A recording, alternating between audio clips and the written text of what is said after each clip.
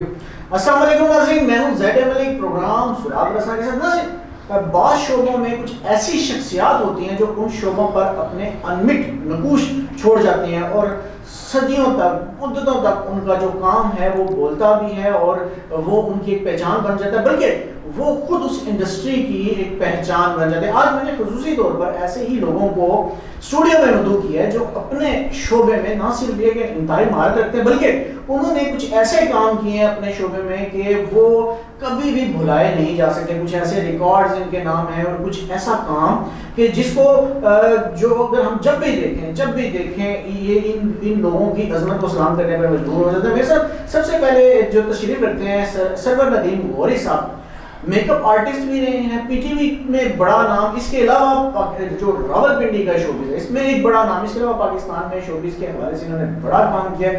इसके उनके साथ इम्तियाज़ अली बाकी सब तशरीफ रखते हैं। मेरे ख्याल से ऐसी शख्सियत जिनका तारुफ जो है वो स्क्रीन पे इनकी शक्ल देख के आप सबको हासिल हो गया होगा, लेकिन फिर भी मैं आपको बताता चलूं कि जितना इन्होंने शोबिज़ के लिए काम किया है और जितना इनका नाम रहा है और जितना ये मकाम रखते हैं, अगर इनकी ऐसे अल्फाज नहीं मेरे पास कि मैं इनकी तारीफ कर सकूं। ज़बरदस्त शख्सियत हैं। आज खुसूसी तौर पर इनको मदऊ किया है, इनसे बात करेंगे। उनके बिल्कुल साथ हर दिल अजीज शख्सियत जो ना सिर्फ कॉमेडी के हवाले से एक बड़ी शख्सियत बल्कि शोबिज़ में अपनी खास पहचान रखते हैं। बहुत सारे कैरेक्टर्स जब इन्होंने अदा किए तो वो पहचान बन गए और लोग आज भी उन कैरेक्टर्स में जिनको याद करते हैं। सदाकत अली मुगल साहब, सरवर नदीम गौरी साहब, सबसे पहले मैं आपसे ये बात पूछूंगा कि रावलपिंडी में, क्योंकि आपने बेस आप रावलपिंडी में बहुत सारा काम किया, रावलपिंडी में बहुत सारे लोग ऐसे भी निकले जिन्होंने शोबिज़ में आगे जाके बड़ा नाम कमाया, लेकिन हम ये भी देखते हैं कि रावलपिंडी में बहुत सारे फनकार नाम नहीं भी बना सके।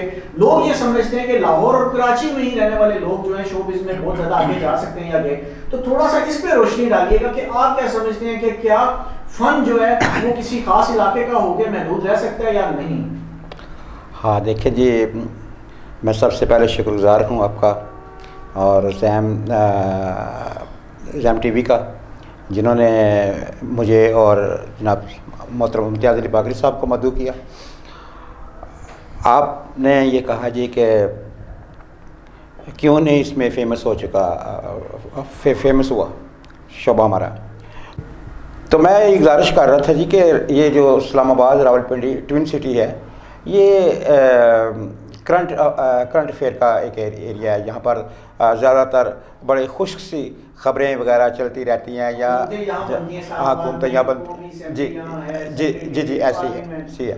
तो ऐसे में ये है कि मैं समझता हूँ कि रावलपिंडी में जो भी आर्टिस्ट हो चुके हैं, जैसा कि हम या और दूसरे हमारे बहुत सारे दोस्त जिन्होंने स्टेज शो भी किए, मेरे साथ मोहतरम इम्तियाज़ अली बाकरी सब तशरीफ़ रखते हैं। ये डायरेक्टर थे जिन्होंने हमें ऐसे प्ले जो है उन्होंने किए, मिस्टर अल्लाह रखा एक विहार से, जो कि तकरीबन 3 महीने चले हैं वो प्ले ऐसे, और इन प्ले में लोगों ने बहुत दिलचस्पी भी ली। लेकिन उसके बाद जब हम हमारे मोहतरम बाकरी साहब जो थे, ये डायरेक्टर थे हमारे उस वक़्त, हमें आगे लेके चलते थे, तो एक अरसा ये बैरून मुल्क चले गए, फिर दूसरे शहरों में, और हमारी तमाम तर टीम की जो एक्टिविटीज़ इनके साथ वो मुकम्मल तौर पर बंद हो गई। उसके बाद तो फिर जो की रह गया जी स्टेज पर सारा।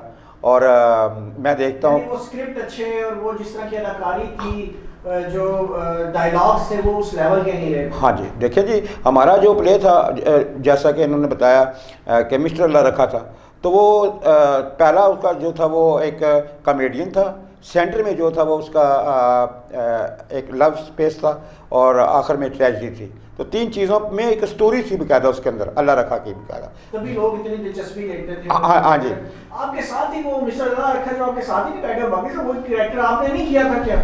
जी बिस्मिल्लाहिर्रहमानिर्रहीम। जी मलिक साहब, बहुत शुक्रिया आपने मुझे बुलाया।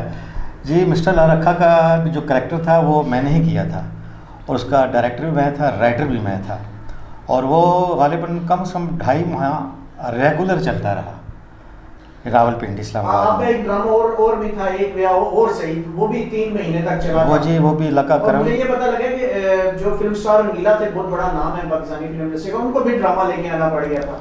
तो यहाँ पे वो यहाँ एक ड्रामा हुआ था जी, मान गए उस्ताद, यहाँ हमारे अपने दोस्त हैं बातिन फ़रूकी साहब ने करवाया था। जिसमें रंगीला साहब आए थे। वाह। तो वो ड्रामा जब लगा मेरे साथ, तो ड्रामे पे रश मेरे होता था, तो उनकी जो खिड़की थी टिकट वाली, वहाँ पे लोग जाके कहते जी अल्लाह रखा का टिकट चाहिए। वाह। तो रंगीला साहब मरहूम अल्लाह पाक उनको जन्नत नसीब करते, वो पूछते थे यार ये इम्तियाज़ बाकरी कौन है, जिदा मेरी खिड़की थी आगे मंगते हैं टिकट, अल्लाह रखा टिकट चाहिए। तो ये मेरे लिए बड़ी खुशनसीबी की बात थी, और मैं अल्लाह का लाख लाख शुक्र अदा करता हूँ कि अल्लाह पाक ने मुझे बहुत इज्जत दी उस ज़माने में। रंगीला साहब जैसे बड़े एक्टर भी जिनका नाम लें और जिनके बारे में बात करें, ये बड़े एजाज़ की बात है, बिल्कुल सही कहा। तो कैसा वो एक्सपीरियंस आपको रहा, वो स्टेज के ऊपर आपको जब दाद मिलती थी, और यानी कि रश, आप जिस शो में भी जा रहे हैं उसमें रश है, अगले में जा रहे हैं फिर रश है, फिर रश है, क्या फीलिंग्स होती थी? जी फीलिंग तो बस ये खून बढ़ता था और दिल करता था कि ये ताली बजती रहे और हम काम करते रहें। लेकिन वो ज़माना था, स्क्रिप्ट का ज़माना था, स्क्रिप्ट हुआ करता था। लेकिन आजकल स्क्रिप्ट नहीं है, जुगतबाजी है। और जो 82 में, 83 में, 84 में, 86 में हमने काम किया, और रावलपिंडी में वो काम उसी की नकल हो रही है। कोई नया राइटर नहीं आया यहाँ पर, जो राइटर आए हैं बेचारे, उन जो राइटर लिखते हैं लेकिन एक्टर वो काम नहीं करते हैं, वो अपने पास से बोल रहे हैं सारा कुछ। यानी कि वो जो पहले बकायदा ड्रामाज होते थे, उनके स्क्रिप्ट बनता था, रिहर्सल्स होती थी, और फिर लोग स्टेज पर जाते थे। तो मेरे ख्याल से आप ये कह रहे हैं कि अब वो सारी चीज़ें नहीं होती, तो ये तो एक बड़ा अलमिया नहीं है, उससे तो हमारी ये इंडस्ट्री जो है उससे तो वो बहुत पीछे नहीं चली गई। मैं कह रहा हूँ कि जी ख़ास तौर पे जो हमारा रावलपिंडी का स्टेज है वो बहुत मैं ये कहूँगा तबाह हो गया है। अच्छा, एक बात मैं यहाँ पे आपको टोक भी रहा हूँ, अभी जो हम ड्रामाज देखते हैं, आर्ट काउंसिल में हम लोग जाते हैं, ड्रामाज देखते हैं, तो एक शो के बाद खत्म हो जाता है। आप लोग 3-3 महीने एक ही प्ले मतलब चलता और रश भी रहता था।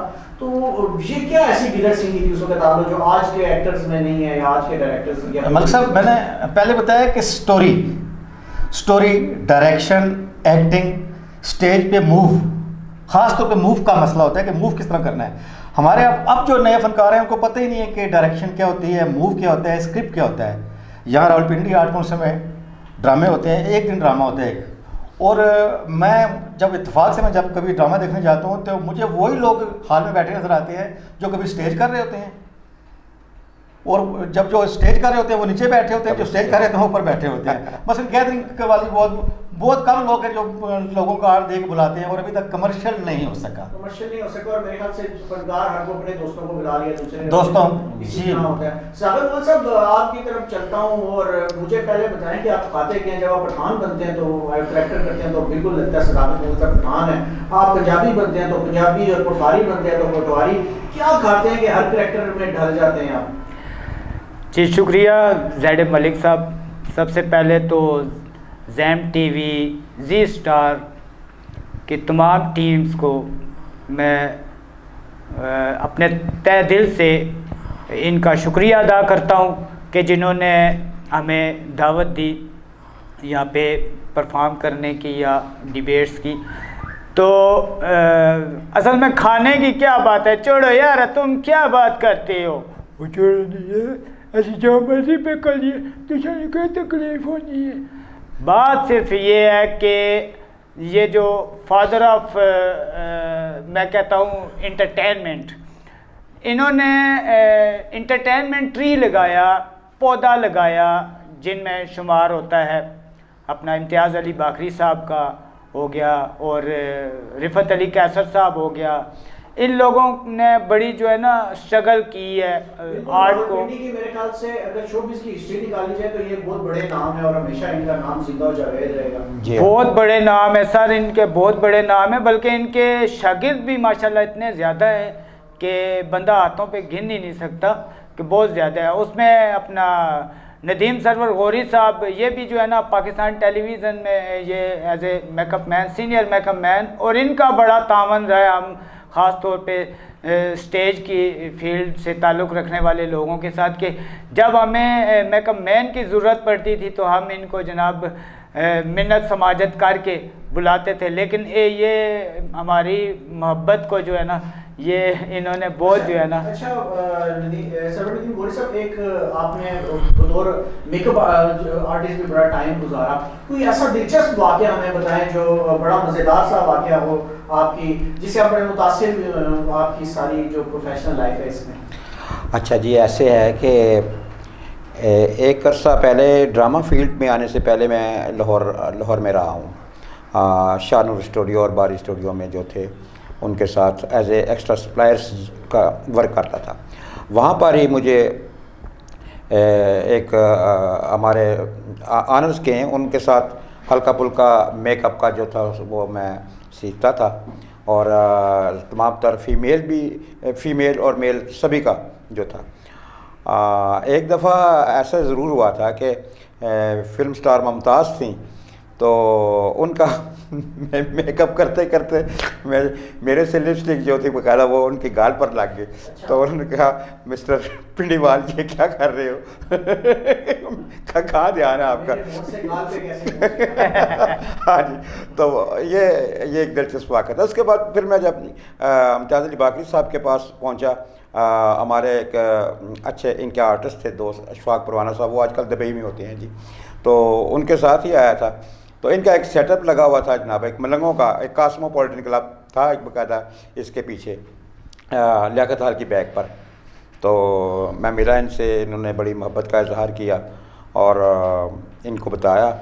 तो इन्होंने पहला ही प्ले था जो इक्विया ड्रामा इक्विया हॉर से, जिसमें मुझे कास्ट किया, और मैं इनका तहे दिल से शुक्रगुज़ार हूँ उस्ताद मोहतरम का कि इन्होंने हाँ जी यादगार ड्रामा था। उसमें मेरा चाचा कमाला का करैक्टर था जी एक, और मेरा डायलॉग होता हाँ जी, वो ऐसे ही था कि और मैं कोई जैल हाँ पुरानियाँ दो पासा के तो ये इस तरह का डायलॉग था जी। तो अमूमन मैं कभी बाड़ा बाज़ार में जाता था तो वहाँ पर मेरे दोस्त अभी जब मोहतरमा बेनज़ीर भुट्टो थी वो जब शहीद हो गई थी, तो उसमें वो उसकी फ़ोटो भी लगी हुई है काला खान, तो वो मुझे कह रहा है वो जा रहा है जी पुरानिया दो पास। तो उस वक़्त था एक दौर था, यहाँ तक मेकअप का तलक है, तमाम जितने भी आर्टिस्ट होते थे मुझे ये सेहरा दिया जाता था कि इनको तैयार भी कर दें, तो बस ये तैयार करके उन्हें अच्छा गेट। आपसे भी मैं ये पूछूंगा कि आपकी इस प्रोफेशनल लाइफ में कभी कोई ऐसा वाकया पेश आया हो जिसने आपको फख्र महसूस हुआ हो इस फील्ड में आने के लिए? कोई ऐसा वाकया? ऐसा वाकया है जी कि मैं ये कह सकता हूँ कि मैं वाहिद वो बंदा हूँ पिंडी इस्लामाबाद का, यहाँ लोग काम करने के लिए टीवी जाने के लिए लोगों के पीछे फिरते थे, लेकिन मैं वाहिद बंदा हूँ कि मुझे पाकिस्तान टेलीविजन की गाड़ी मैंने 4 साल प्रोग्राम किया है, एक स्टेज शो पर तारक लोधी साहब प्रोड्यूसर थे उनका। मैं वाहिद बंदा ये हूँ कि मुझे गाड़ी घर से लेती थी, घर से छोड़ती थी। मैं आज तक किसी प्रोड्यूसर के पास ये नहीं कहा मुझे काम चाहिए, मुझे बुलाया जाता था। ये मैं कहता हूँ मैं इस साल बड़ा खुश नसीब आदमी हूँ। ये मैं कह सकता हूँ। बड़ी बात होती है जिसके अंदर फन जो है वो उसके अंदर बोले और फन जो है उसकी पहचान बने, छोटी सी बात है। मतलब कोई आपका कोई ऐसा वाकया गुजरा हो आपकी लाइफ में, मतलब जो जिसने आपको इस फील्ड में आप फखरिया तौर पर कह सकें इस फील्ड में? सर ऐसा तो कोई वाकया तो तकरीबन हर एक बंदे पे ही गुजरता है, लेकिन हमारी जो ड्रामा फील्ड थी बड़ी सक्सेसफुल थी कि हम लोगों ने जैसे इम्तियाज़ अली बाकरी साहब हो गए, नदीम सरवर गौरी साहब हो गए, रिफ़त अली कैसर साहब हो गए, जाज शेख साहब हो गए, और इस तरह के दो चार पांच डायरेक्टर्स हैं जिन्होंने जो है ना उस्ताद भी थे ना, जाज शेख साहब मौजूद हैं भी, अल्लाह जी अल्लाह उन्हें ज़िंदगी दे। मुझे बताएं उनकी कोई ऐसी बात याद हो आपको? सर मुझे एक उनका ज़बरदस्त जो है ना वाक़या याद आ गया कि एक हमने परवेज़ भट्टी नाम का एक शख्स आया कि मेरा सर कल शो है, ना मेरे पास स्क्रिप्ट है ना मेरे पास आर्टिस्ट हैं, टिकट बने हुए हैं और ये टिकट लोगों में बिक चुके हैं, हमारे पास हाल भी नहीं कुछ भी नहीं है। तो इजाज़ शेख साहब ने कहा जी ठीक है, उनका स्क्रिप्ट तैयार किया। स्क्रिप्ट तैयार करने के बाद यकीन माने कि 12 घंटे के बाद हमने वो शो देना था। पब्लिक ऑलरेडी जो है ना वो समझ लें कैच हुई हुई थी, टिकट सारे बिके हुए थे। तो जी दूसरे दिन जो है ना शो के टाइम जो है ना अब हाल हमने बुक किया हमदर्द हाल हमने बुक किया, पब्लिक आ गई, पब्लिक बैठी हुई है। अब हमारे पास बैकड्रॉप नहीं है, यानी कि वहाँ का सेट नहीं है। अब क्या करें जी, सेट हमने एक और बंदे को उसी वक्त फ़ोन किया तो महाराजा होटल के छत पे जो है ना वो सेट पड़ा हुआ था, वो हमने सेट उतारा और सर वो हमारी ज़िंदगी का बहुत यानी कि यादगार प्रोग्राम है, जो ऑडियंस बैठी हुई है और सेट लग रहा है, यानी कि विदिन 35 मिनट हमने जो है ना 35 मिनट के अंदर अंदर वो सेट लगाया और परफॉर्म की। और उस वक्त एक जज्बा था सर, काम करने का बहुत जज्बा था, लगन थी और शौक़ था। दूसरी बात यह कि उस्तादों का अदब जो है ना वो बेइंतहा ज़रूरी था। और तो ज़रूरी है भी है, और उस्ताद की जो है वो कामयाबी आपको कभी भी नहीं मिल सकती जब तक आप उस्ताद आपके जज्बात उस्ताद के लिए ऐसे ना जैसे अपने बाप के लिए जज्बात होते हैं। सरवरुद्दीन मौलवी साहब, मुझे बताइएगा कि कोई ऐसा अदाकार जिससे आप सारी जिंदगी सबसे ज़्यादा मुतासिर हुए? हाँ जी, मेरे जो आइडियल अदाकार थे जी फिल्म इंडस्ट्री के, वो पापा अलाउद्दीन साहब थे जी। मैं एक दफ़ा उनके पास बैठा, बहुत बड़ा तो नाम अलाउद्दीन साहब। हाँ जी, तो बैठा तो वो यही कह रहे थे कि यार पिंडीवाल मैं तो हाल तक सीख रहे हैं, बड़ी बात थी जी, बड़ी आलसी थी उनके अंदर। तो मैं उनसे बड़ा मुतासर था। बाकी ये है कि ये ज़रूर बताना साथ साथ चाहूँगा कि जब मैं फिल्म इंडस्ट्री में सबसे पहले गया था तो उस वक्त मौला जट की जो शूटिंग हो रही थी, तो राय साहब गो के पिंडी से तल्लुक़ रखते थे। तो हमने तारफ़ कराया, मेरे साथ एक और भी दोस्त थे, तो वो कहते हैं और यार पिंडीवाल चले जाओ, उत्थे क्यों ख़राब। रावी का ज़ख़ीरा नंबर 1 पर शूटिंग हो रही थी सारी, और हम वहाँ पर सारा सेट वहाँ पर चला गया। तो बार कैफ उन्होंने कहा कि चलें अभी आप तो एक छोटा सा टुकड़ा इसका जो है पिक्चराइज करवाएं, फिर जाके मौला जट का जो पिंड का है एक सीन वो आपसे लेते हैं, करवाते हैं, देखते हैं। फिर रहे हैं साथ बाकायदा। मुझे इतना मौका ज़रूर मिला है कि वहाँ छोटे छोटे जो फिल्म के स्किट्स होते थे उनमें करने का मौका मिला है। अभी शेर खान जो फाइटर है वो मेरे हाथ का लगाया वहाँ पर बूटा है जी, फाइट इंस्ट्रक्टर। हाँ, और बल्कि उस वक्त जब तुम होता था तो मैं वेट लिफ्टिंग भी किया करता था। अच्छा। हाँ जी, तो मैं ऐसे बनैन पहन कर ऊपर हाँ जी, एवर स्टूडियो के ऊपर जब होता था तो चाइना फाइटर कहते थे कि जनाब आप तो जनाब यहाँ पर ठहर जाएँ, अपनी ज़िंदगी यहाँ पर ही रोक लें, एक दिन बड़े फाइटर बन जाएंगे आप। हाँ जी। बाकी से कोई ऐसे जिससे आप मुतासिर हुए, कोई ऐसा अदाकार जिससे आप सारे सबसे ज़्यादा मुतासिर हुए? देखिए जी, हमारे पाकिस्तान का बहुत बड़ा नाम, लेकिन हमारी बदकिस्मती की कि हमारे मुल्क में लोग भूल बहुत जल्दी जाते हैं। ख़याम सरहदी साहब, बहुत बड़ा नाम, कवि साहब, बिल्कुल ऐसे बहुत कमाल। हम वो लोग हैं जिसको हम बचपन में देखा करते थे, जिनसे हमने सीखा है, इंस्पायर होते थे। हाँ, क्योंकि यहाँ पाकिस्तान में तो कोई ऐसी एकेडमी नहीं है, कोई ऐसा स्कूल नहीं है, कोई ऐसा अदारा नहीं है जहाँ पे लोग जाके कुछ सीख सकें। हमने कोशिश कराया जाता है। हाँ,